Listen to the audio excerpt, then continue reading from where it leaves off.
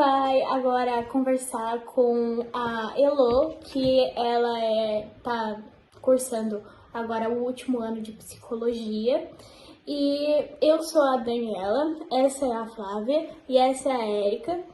E a gente tá no 4º semestre de psicologia e a gente vai falar um pouquinho sobre o TCC. A gente escolheu a Elo porque ela está abordando a TCC com a paciente dela no estágio clínico do último ano da faculdade. Então a gente resolveu escolher ela para entrevistar e falar um pouco sobre essa abordagem. Agora a gente vai fazer algumas perguntas para ela. A gente vai trazer um pouco de conceitos da TCC, mas também sobre o olhar dela a partir dessa abordagem.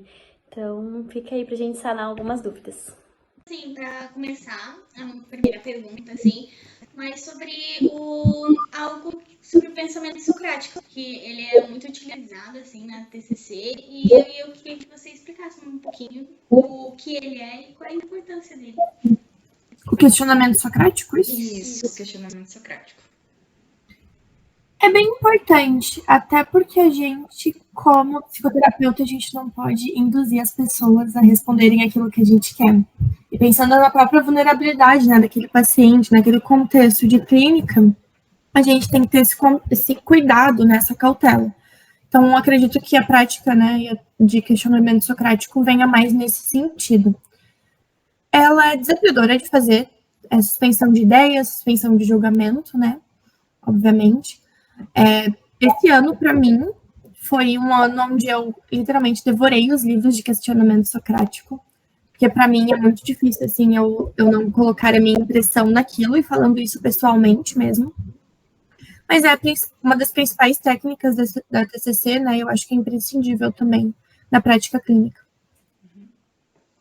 Eu também queria te fazer uma pergunta, eu vou ler aqui para ti, que é qual a diferença na clínica, no caso, entre o pensamento automático, que é o que a TCC vê primeiro, né? E uma crença central, que é o foco mais profundo. Como a identificação das distorções cognitivas inicia mudança das crenças mais arraigadas, assim? Olha, pensamento automático, basicamente, é aquilo que o paciente solta da boca, assim, tu pergunta e já vem. Às vezes, tu tá fazendo um modelo ABC ali, né? Então, tu tá perguntando, o que passa na tua cabeça, o que passa no teu pensamento, e aí ele solta e já vem. Normalmente, isso é o pensamento automático, né? Já a crença central, a gente tem uma técnica que se chama seta descendente. Através dela, é possível identificar, né, as crenças centrais. Obviamente que não é apenas através dela, né? Tem todo um contexto. Mas eu acho que é uma boa técnica para identificar. Era essa a pergunta? Te respondo. Eu acho que é isso, assim. Como identificar, né? Acho que é isso mesmo. Tá, vamos para a próxima. Então, a próxima que eu vou fazer é o conceito de que não são as coisas que nos perturbam, mas o modo como a vemos. Ela remonta aos filósofos. Então, como que essa herança filosófica se manifesta nos princípios e autoeficácia da responsabilidade pessoal dentro da TCC para você, assim, da sua visão? Cara, eu acho que eu não entendi tua pergunta. Sendo bem sincera, basicamente a maneira com que as pessoas interpretam e aquilo que é. Isso que é importante para você? É isso que eu responder? Isso, que é como mais ou menos o que tu analisa vamos refazer assim, acho que fica mais fácil. Que é o que tu acha dessa frase que eles colocam de um sentido mais filosófico para a TCC, que é não são as coisas que nos perturbam, mas o modo como a vemos. Para você, assim, essa frase, como se ela encaixaria no TCC, assim. Eu acho que isso significa um modelo cognitivo, né? Quando a gente para prestar atenção. Então, essa frase diz bastante. É a partir dele que a gente se pauta na TCC, né? Então, por exemplo, da minha experiência, essa foi a primeira pauta que eu trabalhei com a minha paciente. Explicar para ela o que era o modelo cognitivo, de que maneira também, né, a gente interpretava isso. Tem a situação, tem o pensamento, tem a interpretação. Então, são coisas, né, que a gente precisa entender, porque, basicamente, essa é a base epistemológica da TCC, né, gente? Tá. Perfeito. Agora, outra pergunta que eu tenho é sobre, tipo, justamente de algo que eu vi em análise experimental do comportamento, que a gente tinha discutido anteriormente, e era sobre, que falava sobre a TCC e a farmacoterapia. Então, que eles têm uma correlação que ajuda e influencia no quão eficiente a TCC vai ser. Aí eu queria saber qual é a importância assim, da farmacoterapia nesse sentido. A questão dos remédios, né? Bom, eu acho que... Gente, primeiro, né? Antes de mais nada, tudo depende. Vamos partir desse principal pressuposto aí da nossa profissão, né? Acho que as coisas não são ação e reação. A gente não vê isso na prática em nenhum dos estágios, não seria diferente na clínica. Hoje o remédio, né, o medicamento, ele nos auxilia, por exemplo, em psicopatologias. Exemplo para vocês, né? Um paciente com esquizofrenia. Cara, se ele não tomar o remédio certinho, ele não vai conseguir ter uma psicoterapia de qualidade. Porque ele vai, né, tá nesse turbilhão aí de emoções e também muitas vezes alucinando mesmo, né? Não tendo a mesma linguagem que a gente. Então, o farmaco vem mais nesse sentido, né? Para ajudar o paciente a se organizar e a gente conseguir, né, então, inserir a psicoterapia nessa dinâmica também. E eu não acho que uma coisa exclui a outra ou uma coisa inclui a outra, né? Acho que cada um tem a sua importância e que é, sim, muito importante. Por vezes o remédio precisa, sim, ser acessado. Não tem problema nenhum em falar. Mas também a psicoterapia, né, tem total importância nesse circuito.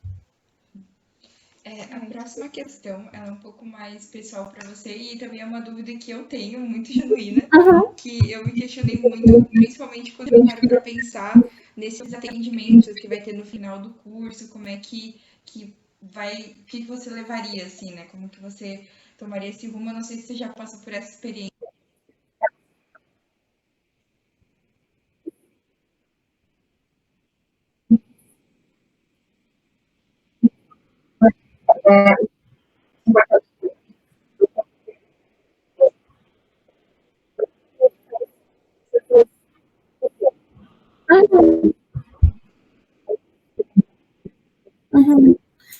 Olha, eu vou falar da minha experiência, né?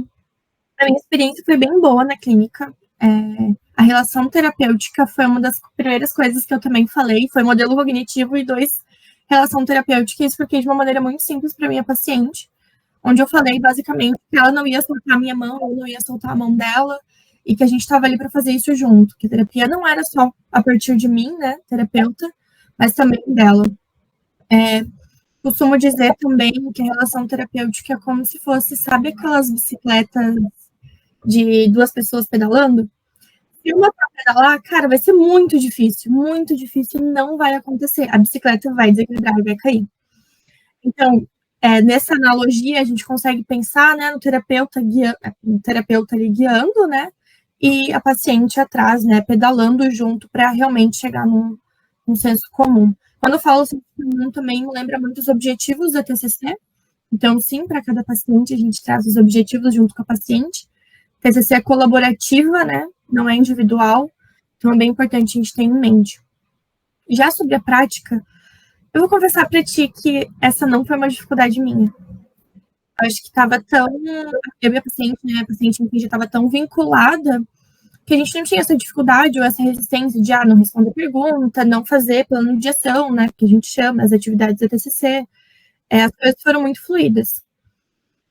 O que eu escutei, né, daquilo em supervisão de outros pacientes, outros amigos, outros colegas, e aqui também eu gostaria de frisar com vocês o sigilo, né, da nossa profissão, tudo que eu tô falando até agora, espero que isso seja bem estabelecido na cabeça de vocês.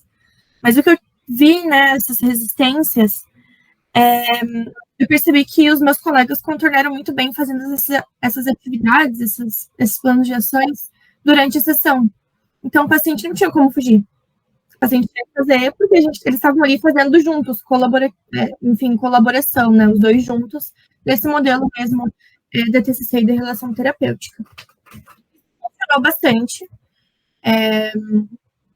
Eu acho que quando você tem o seu paciente, você vai entendendo as estratégias que funcionam para ele. Então, é muito importante, né, ter esse vínculo, enfim, ter também esse interesse genuíno pelo paciente, sabe? É crucial na psicoterapia. Gente, Ele pra mim não apareceu aparece. nada. Apareceu? Agora sim, Apareceu. iniciado. Então, Isso. graças a Deus. Ô, Rafa, você quer apresentar o podcast? Claro. Então, Franciele, nós somos estudantes do 4º semestre de psicologia, né? Eu sou a Rafaela Caetano, estamos com o Luan e com o Leandro. E a nossa proposta é o seguinte: a gente está mais a gente fala de podcast, né? A gente botou ele como podcast, mas é mais um bate-papo, assim, para a gente entender um pouco sobre a TCC, sabe? A proposta é o seguinte: a gente é em 6 pessoas, as outras meninas elas escolheram uma estudante de psicologia que vai seguir pela TCC nessa abordagem para conversar com ela, na visão dela, o que ela acha. E a gente teve a ideia de falar com uma psicóloga, no caso você, sabe? Então a gente gostaria mais de saber, assim, o que é a TCC na sua visão, o que é a TCC por si só, mas na sua visão, se você já teve experiência, explica melhorzinho pra gente como é que funciona. Ela na prática. E aí, para começar, a gente queria falar algo que sempre deixa muita dúvida para a gente que é estudante quando se fala de TCC, né?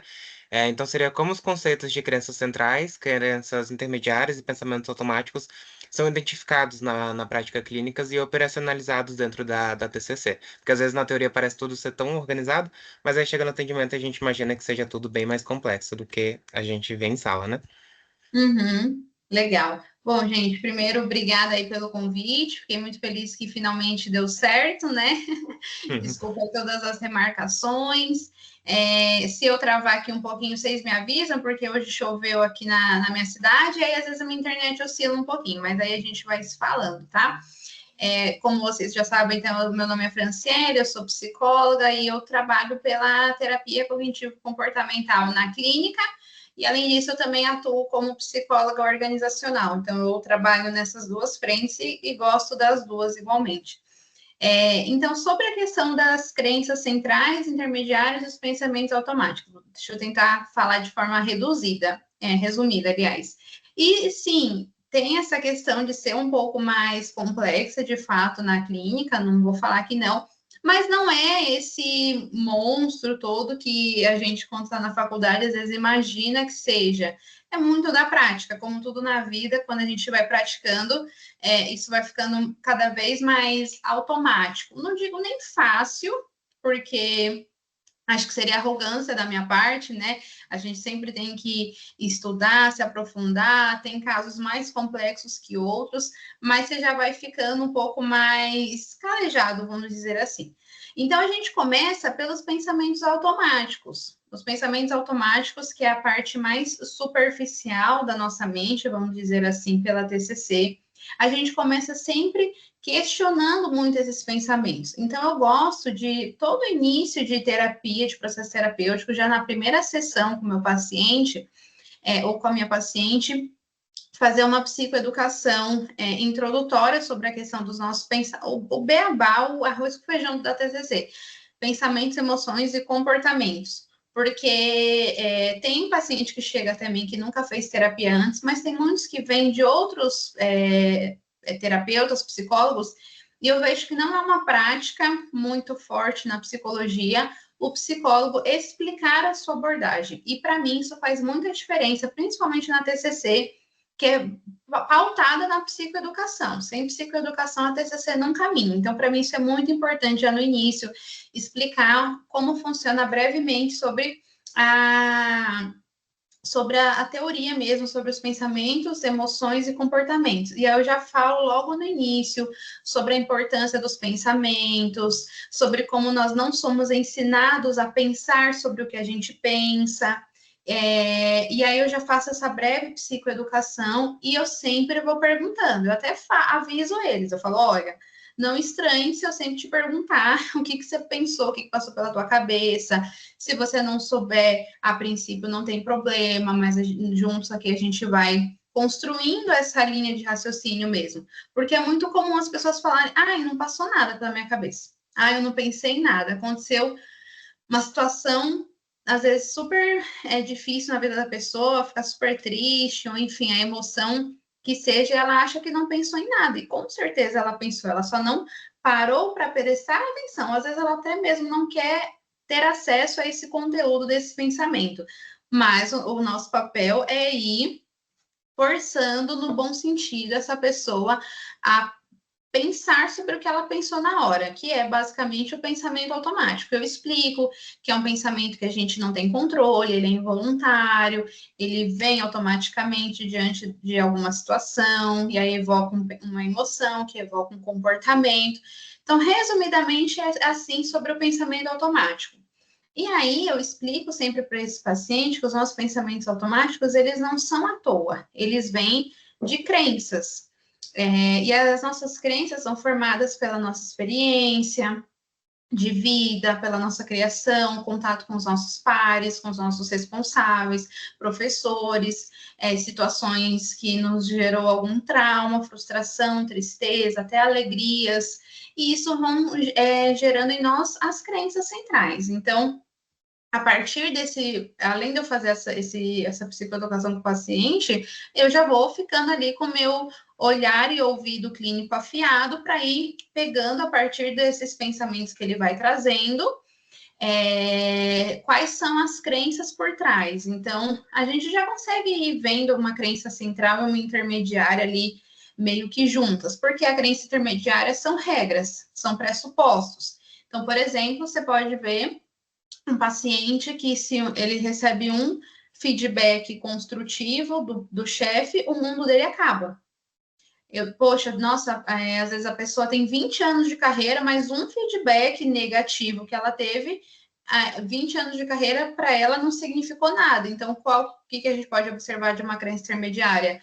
Se eu receber um feedback construtivo, então sou um fracassado, eu sou uma fracassada, então eu sou um péssimo profissional, enfim, ou eu sou incompetente. Então, são ideias rígidas, padrões rígidos de funcionamento. E as crenças centrais é a forma que a pessoa enxerga o mundo de forma geral. Eu costumo trazer uma analogia que eu gosto muito do óculos. Então, por exemplo, não sei se já aconteceu com vocês estão na praia e um dia que a praia não está muito legal, está um dia nublado, mas aí você coloca um óculos com aquela lente bem amarelada, sabe? Não tem óculos escuro que tem aquela lente mais amarela. E aí, você fica um tempo com aquele óculos, você até esquece que o dia está nublado. Parece que o dia está lindo. Quando você tira o óculos em algum momento, você fala, nossa, o dia está fechado. Ou o contrário, o dia está super bonito, você coloca um óculos com uma lente super escura, você começa a achar que o ambiente está daquela cor. Mas não é, você precisa tirar o óculos para ver de que forma que realmente está. Então, as nossas crenças centrais nem sempre é aquilo que realmente é. A gente precisa investigar e trazer fatos. Eu falo para os meus pacientes, você é um Sherlock Holmes, você é um detetive do FBI. Você tem que trazer fatos, provas que comprovam ou não esse pensamento que você está tendo. Então, uma coisa interliga a outra. Não sei se deu para entender, não sei se eu respondi. Deu para entender super bem. Essa analogia do óculos eu achei super boa, nunca tinha escutado. Deu para entender, ficou tudo bem claro, sim. Então, a gente queria também comentar sobre transtornos emocionais. E aí a gente queria falar sobre uma coisa que está sempre presente cada vez mais na sociedade, né? Não só na sala de aula, mas também na nossa sociedade como um todo, que é a depressão, né? Então, como que a TCC compreende a depressão segundo os modelos mais clássicos, como os de Beck, e também segundo as atualizações mais recentes que a gente tem hoje em dia? Legal. Tanto o mais clássico do Beck quanto os mais atuais, eles se complementam, né? Os mais atuais, eles vêm para ser um plus mesmo, lógico, para nos agregar conhecimento, enfim, novas técnicas, mas a base do Beck, ela está sempre ali muito firme, e a ideia é a mesma, ativar o comportamento desse paciente. Então, não sei se vocês já leram, por exemplo, ali o livro da Judith Beck, clássico da capinha verde, né, da terapia cognitivo-comportamental. O livro inteiro ela vai explorar, ela pega um paciente ali como estudo de caso, né, muda o nome, lógico, mantém ali o sigilo do paciente, e é um paciente com depressão, então ela vai destrinchando toda a TCC naquele livro em cima de um caso de um paciente com depressão. Ela até traz uma outra paciente, que eu nem me lembro agora qual que era a questão dessa outra paciente, mas a depressão é o foco. Então, basicamente, no modelo de Beck, a gente tem a tríade cognitiva, que é um pensamento negativo sobre mim, sobre o mundo e sobre o futuro. São pensamentos, assim, realmente negativos mesmo, uma visão muito negativa da vida, de tudo. Basicamente, a TCC vê a depressão como um tipo de um ciclo vicioso entre os nossos pensamentos, as emoções, comportamentos e até as sensações físicas. Então, como que isso funciona? Por exemplo, essa tríade cognitiva que eu falei, essa visão negativa de si, do mundo e do futuro, geram pensamentos automáticos distorcidos, que aí vai causar emoções mais negativas, mais pesadas, e um comportamento muito forte de evitação, o que reforça ainda mais a depressão. Então, por exemplo, uma pessoa com depressão, ela evita todo e qualquer meio social. E aí, ela vai recebendo convites de festa. Acho que travou um pouco.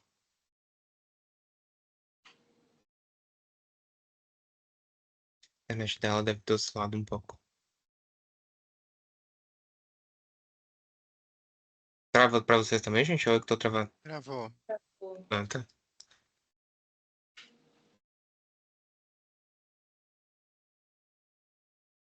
Oi? Oi, voltou. Voltou. Eu caí? Caiu. Então tá bom. Onde que eu parei? Nos convites. Convite de festas. Legal, essa pessoa ela vai recusando, então a tendência é quem convida parar de convidar. Então tem esse comportamento de evitação muito grande. Só que aí o que acontece? Reforça ainda mais a depressão da pessoa. Ela fica ainda mais negativa, aí que ela acha que tem um comportamento de muita irritabilidade, de muita hostilidade com outros seres humanos, outras pessoas, aí que acha que ninguém presta, ninguém gosta de mim, então vira realmente esse ciclo. E o que os modelos atuais eles falam? Eles só ampliam essa ideia, que nem eu falei, a base ainda é a mesma. Então vai falar muito sobre desregulação emocional, sobre padrões rígidos de funcionamento, sobre foco em valores e propósito e intervenções mais ativas de comportamento. Então, por exemplo, eu gosto muito dessa parte de valores e propósito. Porque quando uma pessoa está com depressão, ela parece que a vida perde o sentido mesmo, ela não tem propósito de vida. Então, essas abordagens mais modernas, vamos dizer assim, mais atuais, ela foca muito nos propósitos da pessoa. E parece que é uma coisa mega complexa, mas não, uma tarefa simples de, olha, vamos fazer aqui juntos, vamos pensar juntos qual que é o seu propósito de vida, quais são os seus valores, o que para você é importante, o que não é, e aos poucos ir introduzindo uma ativação comportamental em cima disso. Mini metas, por exemplo, micropassos. Então, depende do nível de depressão da pessoa, mas às vezes é um nível mais leve, um nível mais forte, e aí você vai criando metas mesmo para essa pessoa, porque a depressão, ela odeia rotina. Ela deixa a pessoa super procrastinadora, super evitativa, e a TCC é uma rotina, então a gente vai introduzir uma rotina na vida dessa pessoa. E as pessoas que têm depressão, elas acham que elas precisam sentir motivação para fazer algo. E é justamente o contrário. Depois que elas têm uma ação, que a motivação vem, que a satisfação vem, igual na academia. Difícil alguém sentir uma mega motivação para ir para academia, mas depois que você vai para academia, que os hormônios de prazer e satisfação são liberados, aí sim você sente toda essa motivação. Então, também não sei se consegui responder, mas acho que é basicamente isso. Conseguiu sim. Mas e quando o paciente não tem tanta adesão ou que não faz as tarefas entre as sessões que você passa ali sobre a psicoeducação, né? Isso acontece bastante, eu imagino. Como que a TCC orienta o manejo desses casos? Então, eu gosto de enxergar por dois lados. Primeiro, ser humilde e olhar para mim enquanto terapeuta. O que eu estou fazendo que talvez não esteja dando certo, reajustar plano de tratamento. Às vezes, estou propondo tarefas que não é do estilo do paciente. A TCC, embora ela tenha uma premissa de uma terapia estruturada, ela tem que ser flexível, ela deve ser flexível. Então, não é tudo que eu faço com alguns pacientes, às vezes dá certo com 15 pacientes, com um não vai dar certo. Então, eu preciso ter esse olhar mesmo de que o que eu posso fazer, o que eu posso ajustar para melhorar isso, para fazer mais sentido. Buscar supervisão, buscar na literatura, enfim. Feito isso, ajustei, acho que agora não é mais o caso, agora está fluindo, ou até revisei e entendi que não é o caso mesmo, aí a gente vai olhar então para o paciente, a gente vai ver o que está acontecendo, que esse paciente não está aderindo ao tratamento. Então, eu costumo, assim, a princípio, ir perguntando de forma bem sutil, bem leve, por exemplo, o que você acha que pode dar certo de você de você aderir esse plano de tratamento? Eu acho que se eu colocar um lembrete no celular, eu posso fazer. Legal. Eu acho que se eu colocar um post-it na minha geladeira, eu vou lembrar e pode rolar. Legal. Então, a gente, juntos, a TCC é muito parceria, muito, é sempre essa troca. Então, eu tenho que trazer para o paciente, como que você acha que isso funciona para você? Se mesmo assim não está rolando, aí a gente faz uma intervenção mais firme mesmo, de olha, por que não está dando certo, o que está acontecendo, trazer essa responsabilidade para o paciente. Então, já aconteceu comigo, por exemplo, de um paciente que não aderia a nada, que eu levava, e eu reajustei o plano de tratamento, a gente revisou metas, fiz essas perguntas para ele, de que forma que ele achava que ele conseguiria fazer, e ele trouxe, eu falei, legal, então vamos. E ainda assim não fazia, entrava atrasado nas sessões, e um dia ele me perguntou quanto que ele ia ter alta. Eu falei, olha, isso depende de você. Se você continuar entrando atrasado, você não vai ter alta. Se você não fizer as coisas que eu proponho que você faça, você não vai ter alta. Então, na sessão seguinte, mudou tudo. Mudou todo o cenário. Acho que ele queria ter alta. Ele começou a entrar no horário, começou a fazer o que eu propunha, e aí eu não dei alta para esse paciente ainda, mas eu já consegui espaçar as sessões dele para quinzenal, por exemplo. Então, acho que é isso, é olhar para nós, enquanto psicólogos, mas também trazer essa responsabilidade para o paciente. Uhum. E as supervisões são super importantes nesses casos mesmo, né? Super. E agora falando sobre a prática clínica, a gente, quanto estudante de psicologia, a gente tem muito desejo de começar os atendimentos, né? Mas é uma coisa que gera bastante medo também, porque, por exemplo, quando um paciente tem uma crise de ansiedade durante a sessão, quais intervenções são consideradas mais adequadas para a TCC nesses momentos específicos, assim, de crise? Você fala durante a sessão? Durante a sessão, que ele tem uma crise de ansiedade. Eu vou ser muito sincera, nunca aconteceu comigo de um paciente meu durante a sessão ter uma crise de ansiedade. Mas o que eu falo para os meus pacientes que têm esse quadro mais ansioso fazerem fora é o que provavelmente eu faria se eles tivessem essa crise de ansiedade em sessão. Na verdade, aconteceu de uma paciente falar que sempre minutos antes dela entrar na terapia, ela fica ansiosa. Então, agora a gente começa a terapia fazendo respiração diafragmática, que é o feijão com arroz da ansiedade. E, às vezes, de tanta gente ouvir, parece que perde o efeito, mas não perde, gente. Eu acho que, assim, é o mais... Realmente, principalmente para aqueles momentos de picos de ansiedade mesmo. A pessoa não está com cabeça para fazer nada. A única coisa que ela pode fazer é respirar e se concentrar na respiração. Então, a gente trabalha juntos muito a respiração diafragmática, eu ensino para eles na sessão, eu faço junto com eles, faço eles repetirem.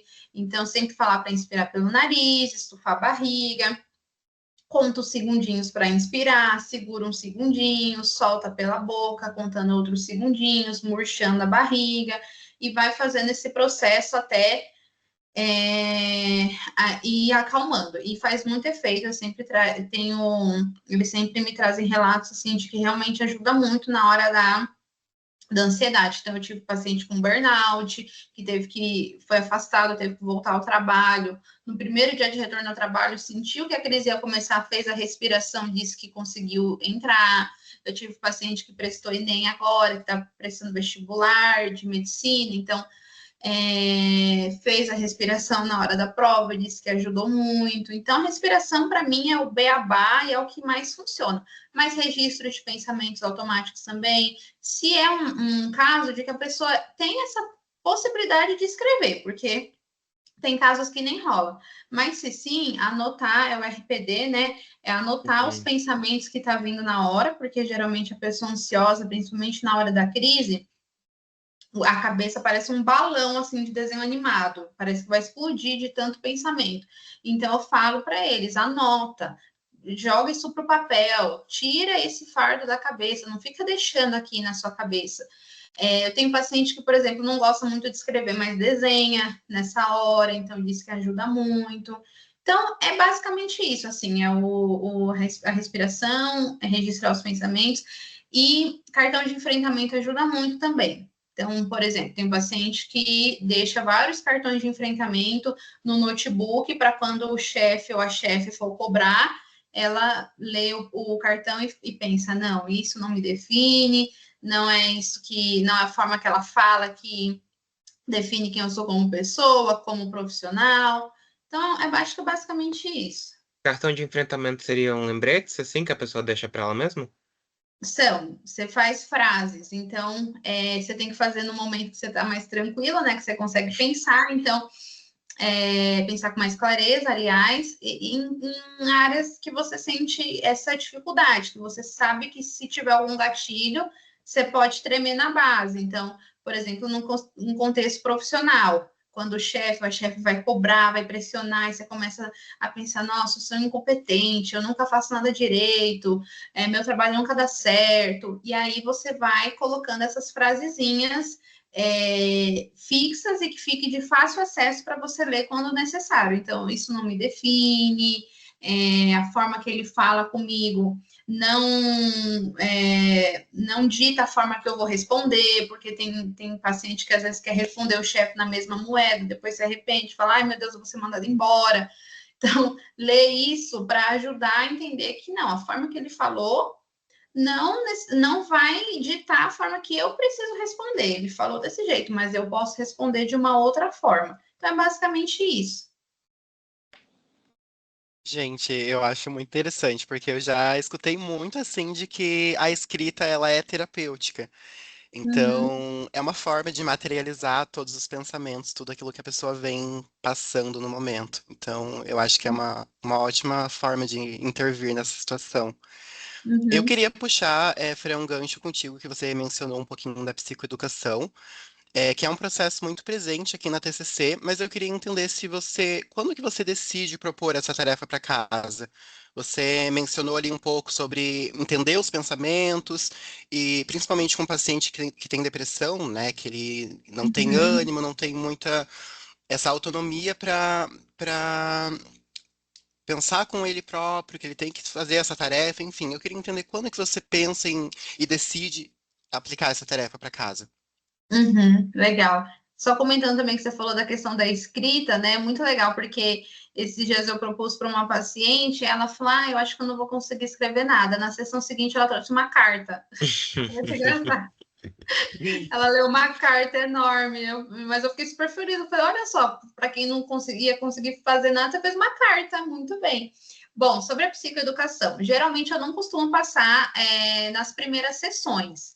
As primeiras sessões eu faço anamnese. Na verdade, a anamnese, assim, eu gosto de fazer de uma forma bem fluida, sabe? Eu não gosto de ficar presa, não, às perguntas, porque às vezes já desde a primeira sessão vai surgindo tanto conteúdo da pessoa, tanta demanda, que seria, assim, um desperdício eu cortar o que a pessoa está falando para perguntar quando foi a última vez que você fez seu check-up. É importante, lógico, em algum momento eu vou trazer isso. Mas eu gosto de fazer de uma forma mais fluida. Então, às vezes, eu fico várias sessões fazendo anamnese e construindo vínculo terapêutico. Então, nesse início eu falo assim, sei lá, um mês, às vezes até mais de um mês, eu considero como um início, assim, de terapia. Então, eu foco em construir vínculo, em ouvir, em acolher, em trazer primeiros primeiras ideias da TCC, sabe, de forma bem introdutória ainda, bem leve. E aí, a partir do momento que eu vou vendo que o paciente já vai tendo mais repertório, clínico, mais repertório emocional, psicológico, já está um pouco mais treinado assim na terapia, eu vou trazendo mais umas psicoeducações mais densas. Então, eu faço um material, eu pego algum que eu já tenho e adapto para aquele paciente.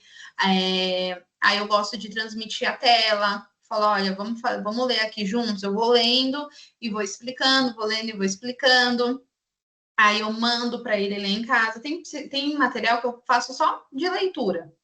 E aí eu mando para ele ler em casa. Mas eu nunca só mando para a pessoa ler em casa, porque eu sei que ela não vai ler. Eu leio junto na sessão, vou explicando. No final eu sempre devolvo. Fez sentido? O que você acha? O que você entendeu disso? Me conta. E mando para casa. E aí, às vezes, eu já é quase que uma preparação de terreno para na próxima sessão eu trago alguma coisa mais prática. Então, de novo, geralmente a gente faz juntos em sessão num primeiro momento, aí eu devolvo para casa para a pessoa reforçar em casa e fazer em casa. Então, geralmente é nisso, é quando eu vejo que a pessoa já está um pouco mais treinada clinicamente, que ela já vai aderir melhor, que eu preciso entender também qual que é o estilo daquele paciente, o que eu posso passar para ele que vai dar certo, que não vai. Lógico, às vezes não vai dar certo, mas pelo menos eu consegui explorar um pouquinho mais antes de passar. Porque paciente homem, por exemplo, adere menos, eles não são de ler muito, então tem tudo isso, tem gênero, idade, contexto de vida, às vezes uma pessoa extremamente sobrecarregada, eu tenho paciente que faz faculdade, trabalha, eu não vou ficar atacando texto na pessoa, eu tenho que fazer de uma forma mais leve, mais fluida, então eu tenho que observar, e claro, a gravidade do caso também, né? Tem paciente que foi muito bem só na sessão, nessa conversa. Agora, tem paciente que eu sinto que se ele não reforçar muito entre sessões, o caso não vai avançar. Então, mais ou menos nessa linha. Uhum, legal.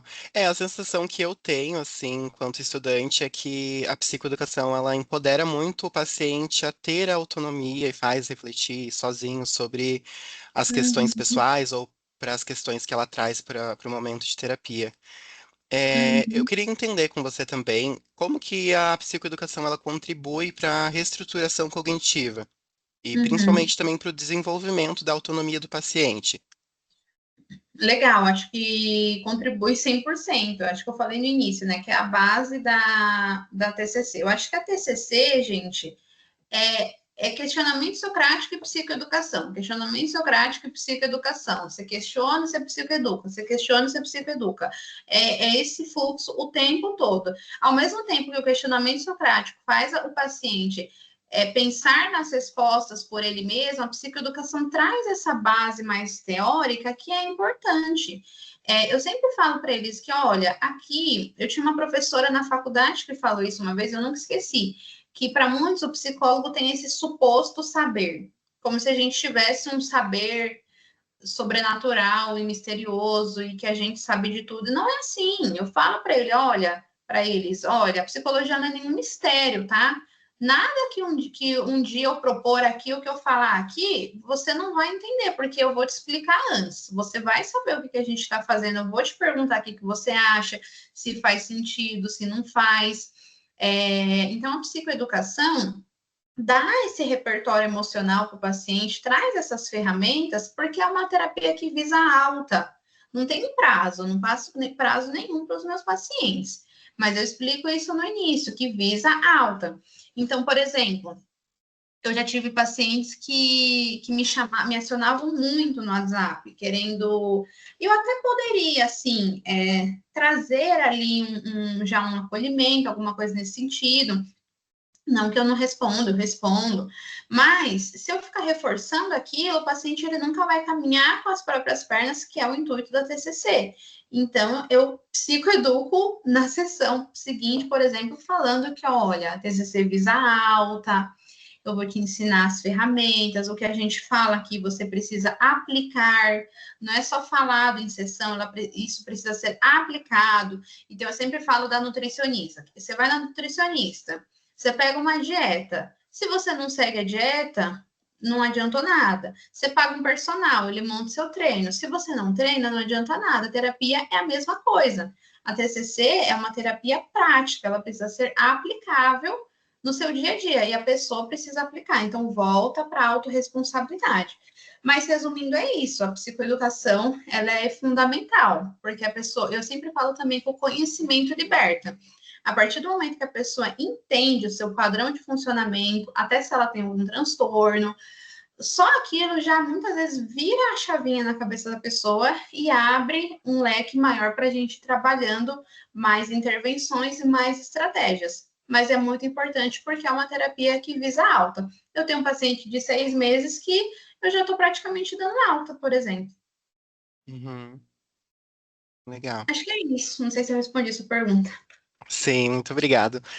Eu queria entender com você também se tem alguma diferença na psicoeducação, dependendo, por exemplo, falando de depressão, se esse paciente ele tem uma depressão leve, moderada ou grave, como que funcionaria nesses casos?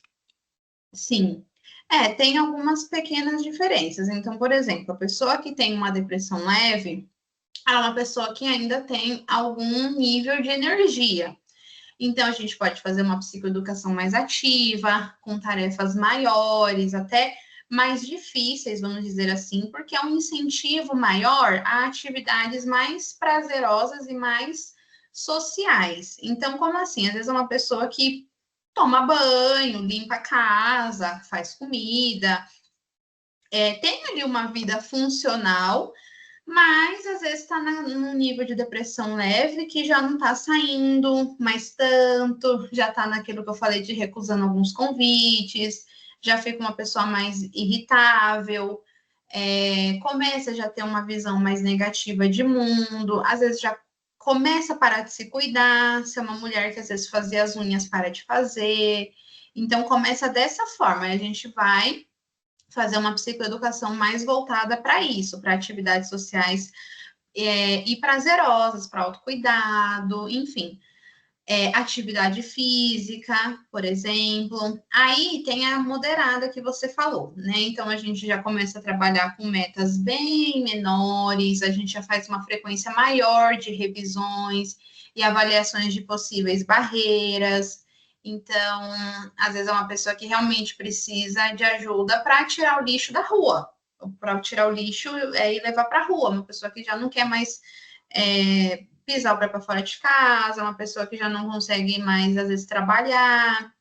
A leve, não. A leve, às vezes, a pessoa trabalha normalmente, tem uma vida, que nem eu disse, funcional, mas ela está depressiva, ela está em um estado deprimido. A moderada, geralmente, já não é mais tão assim. E a grave, gente, é tudo muito delicado.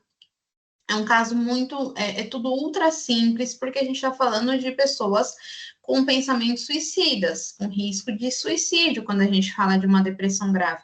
Então, é focado primeiro na segurança da pessoa, num suporte social, a gente precisa de um contato de emergência.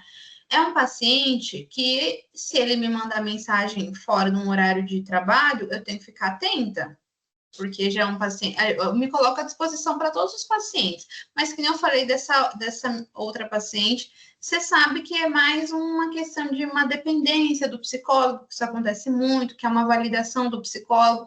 Nesses casos, não, às vezes realmente é um caso grave, sério, né? Então, as tarefas são mínimas, altamente guiadas, às vezes é para a pessoa conseguir tomar um banho, escovar um dente, comer. É uma psicoeducação mais lenta, mais repetitiva, mais acolhedora. Às vezes é uma sessão que só vai ser voltada para o acolhimento. Às vezes uma mínima tarefa vai demorar um tempão para a pessoa conseguir fazer. E aí, nesse caso, com certeza, tem que ter um acompanhamento psiquiátrico, né? Aí não tem como. Até nos anteriores, geralmente, já precisa. Nesse mais grave, então, sem dúvidas, precisa esse trabalho multidisciplinar mesmo. Uhum. É interessante porque pessoas depressivas têm bastante anedonia, né? Que é essa falta de motivação para realizar atividades. Então, entender como é que funciona essa ativação corporal é muito interessante para a gente enquanto estudante de psicologia. Uhum. E você trouxe até um ponto importante, Luan, que eu até esqueci de mencionar. mas uma das primeiras coisas a gente precisa saber como está as vitaminas dessa pessoa.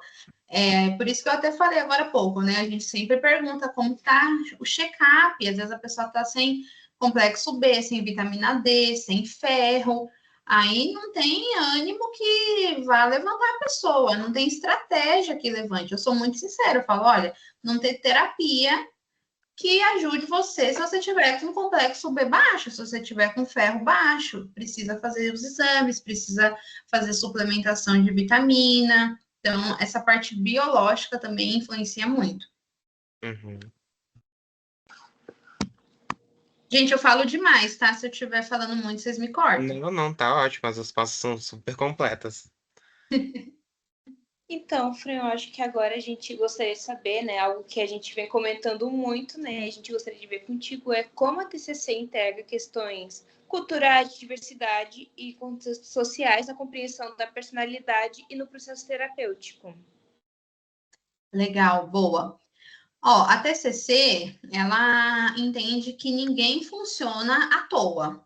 Nada é no vácuo, né? Então, cultura, classe social, religião, gênero, etnia, as experiências familiares, expectativas familiares, experiências sociais, tudo isso molda aquilo que a gente falou, as crenças centrais da pessoa, as intermediárias, os pensamentos automáticos, os valores, princípios, propósito, os padrões de comportamento, o que a pessoa considera normal ou não, enfim. Então, o que a gente precisa fazer de caso a caso? E aí acho que todo paciente, gente, por mais que às vezes um paciente tenha um contexto parecido com o outro, ainda assim, cada pessoa é uma pessoa. Então, a gente precisa ajustar a linguagem, a gente ajusta os exemplos que a gente usa, as analogias, as intervenções, que nem eu falei, né, do tipo de psicoeducação que funciona com cada paciente ou não.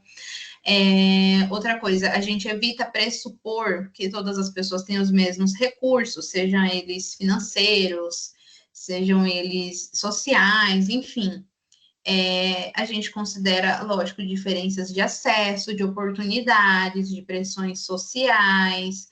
Por exemplo, eu não vou indicar para uma pessoa fazer acupuntura, que eu sei que é um tratamento, às vezes, um pouco mais caro, se eu sei que aquela pessoa não tem condições, se eu sei que ela paga a terapia, por exemplo, num sufoco, num aperto.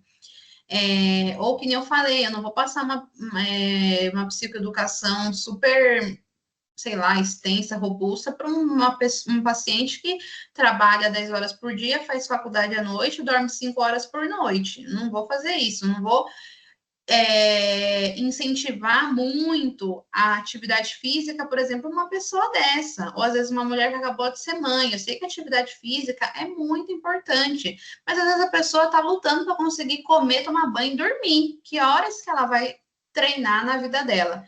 Então a gente precisa ter esse olhar também. E a gente entende, né, que os sintomas eles podem também se expressar de formas diferentes em diferentes grupos. E isso inclui o contexto de cada paciente e tudo isso vai moldando o nosso plano terapêutico. Então, é o que eu falei, a TCC, ela é uma abordagem estruturada, mas ela pode e deve ser flexível também. Então, acho que é basicamente isso. Tá ótimo, Fran. Então, acho que só para finalizar, muito obrigado geral aqui do nosso grupo.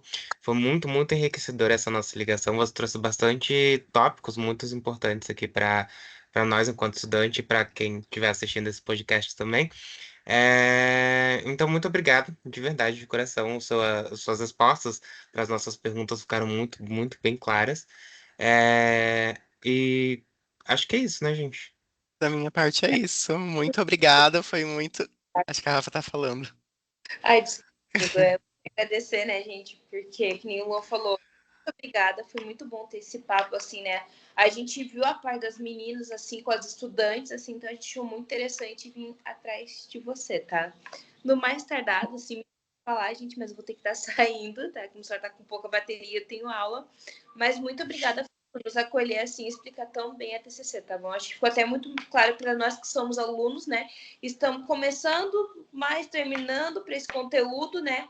Mas a gente vê muito a boca de um professor, mas a gente não sabe na prática, né? Uhum. Então, acho que você trouxe pontos muito claros para nós. E é legal Uhum. ver essa visão de uma psicoterapeuta que já aplica o que a gente está vendo só na teoria hoje em dia. Então foi bem, bem interessante mesmo. Que bom, gente, que vocês gostaram. Imagina, precisando, estamos às ordens, só chamar, o Luan tem meu contato. Fico feliz que vocês tenham gostado. Qualquer dúvida, só me acionar também, estou super à disposição. E boa sorte, e espero que a gente se encontre aí futuramente como colegas de trabalho. Amém. Obrigado, viu? Obrigado, Obrigada, Fran. gente. Boa noite Beijo, para você.